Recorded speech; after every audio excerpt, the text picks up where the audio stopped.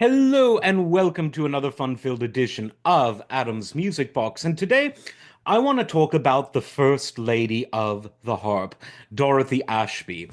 Now, the harp is an instrument that is most associated with classical music, whether in large romantic symphony orchestras or in more chamber settings. But apart from some of those chamber settings, it's sometimes considered, while a very large and unmistakable instrument, something of an instrument that remains sonically in the background. It adds dramatic flourishes, but it's not really considered a solo instrument or a lead instrument, although a lot of great classical solo music has been written for harp. But in pop music, in jazz, in any other kind of contemporary style, it's either totally absent or just for the average flourish, the random flourish here or there.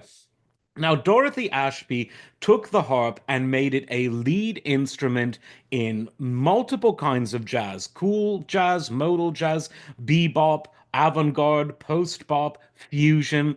And she did it without making it seem weird or novel. While it is novel in the sense that it's unusual, few did it before. Few did it since. Alice Coltrane is another great one, although Dorothy played the harp in the jazz context first.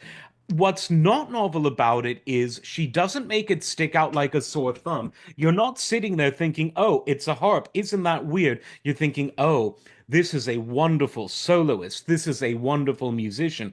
Isn't that beautiful? And her first three albums were done in collaboration with Frank West, a wonderful jazz flautist and saxophonist.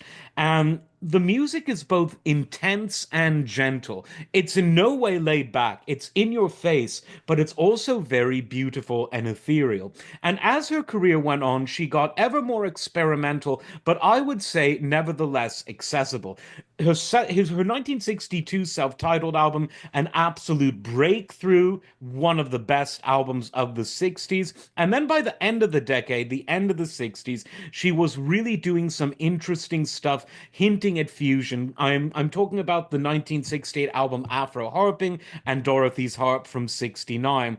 And then her sort of experiment into the sort of avant-garde, into the world jazz, as some might call it, into fusion is the Rubaiyat of Dorothy Ashby that was released in 1970. A wonderful, beautiful experimental album that I frankly think no record collection of those interested in progressive music from the 70s should live without.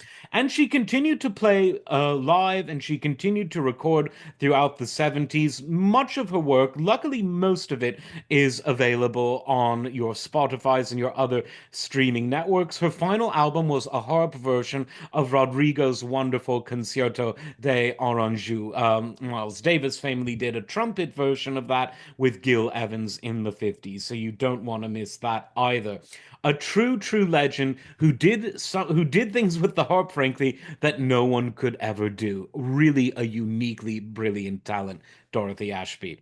As always, like, subscribe, and we'll see you next time. Take care.